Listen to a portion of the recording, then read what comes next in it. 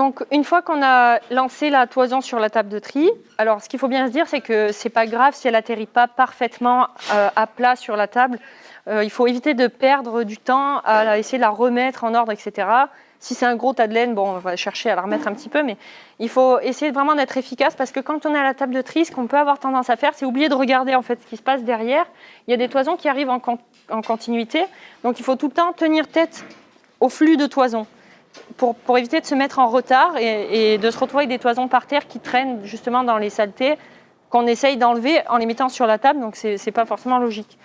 Donc, ce qu'on fait une fois que la toison elle est arrivée sur la table, d'abord un coup d'œil, on balaye rapidement du regard la toison pour voir si on a soit un gros toc de peinture dont on a la recommandation d'enlever, pas toujours le cas selon les acheteurs, selon la destination de la laine, peigné, cardé, etc.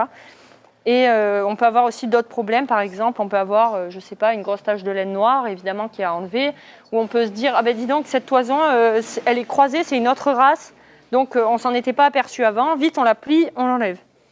Donc on balaye du regard, on vérifie. Ensuite, ce qu'on fait, c'est qu'on va tout de suite faire la ligne de l'arrière, en fait. Donc là, on va vérifier qu'on n'ait pas de crottes, ni de zones qui sont contaminées par les urines. Donc on part d'un bout, et on écarte tout ce qui peut vraiment être un contaminant. Donc, dans la crotte et dans les urines, qu'est-ce qu'on retrouve? De la chlorophylle. Et on va se retrouver avec de la laine lavée, en fait, qui reste une coloration forte, de jaune, rouge, qui part pas, en fait. Donc, on fait cette ligne-là. Et ensuite, soit on a 2 personnes autour de la table qui vont faire les autres bords, et on peut retourner chercher d'autres toisons. Soit on est 2, donc un qui reste côté curant toison, et qui va faire son côté de la toison. Et celui qui a lancé la toison, qui fait l'arrière, et ensuite qui remonte le long de la table.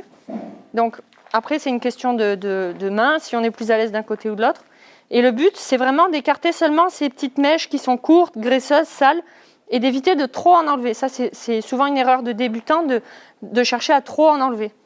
Donc, on isole avec son œil la ligne qu'on choisit de délimiter, et c'est vraiment un travail du bout des doigts. Donc on va délimiter avec les doigts et arracher avec l'autre main pour éviter de gaspiller de la belle laine, parce que le but, c'est d'avoir le plus possible de belle laine et de pas laisser de mauvaise laine dans la belle laine et de ne pas laisser de belle laine dans la mauvaise laine.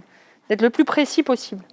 Donc, on y va avec le bout des doigts et on enlève ces mèches qui sont courtes et graisseuses, noires, qui sont faciles à reconnaître. Voilà, c'est pas la peine de trop en enlever. Là, j'ai enlevé à peu près j'en avais enlevé un petit peu plus, donc ça fait une poignée comme ça pour le bord. Après, chaque toison, chaque brebis, chaque élevage, chaque lot de brebis va avoir un historique différent. Il y a des agnelés, des brebis du Vassiou qui arrivent de la colline, etc. Donc on va avoir à chaque fois un travail différent. Ensuite, quand on arrive en haut, donc là, normalement, on est censé retrouver la laine de la nuque, la laine du cou, qui est un petit peu pas feutrée, mais qui a un effet un peu bouloché, parce que justement, il y a ce frottement de la tête sur la nuque du mouton. Donc ça, on n'est pas toujours obligé de l'enlever, mais des fois, on voit comme là que c'est vraiment court et c'est un petit peu abîmé, quoi. Donc on peut l'enlever. Et une fois qu'on a fait un côté, c'est important à mesure de penser à secouer, comme ça, on peut faire une ou deux fois comme ça, et à rabattre.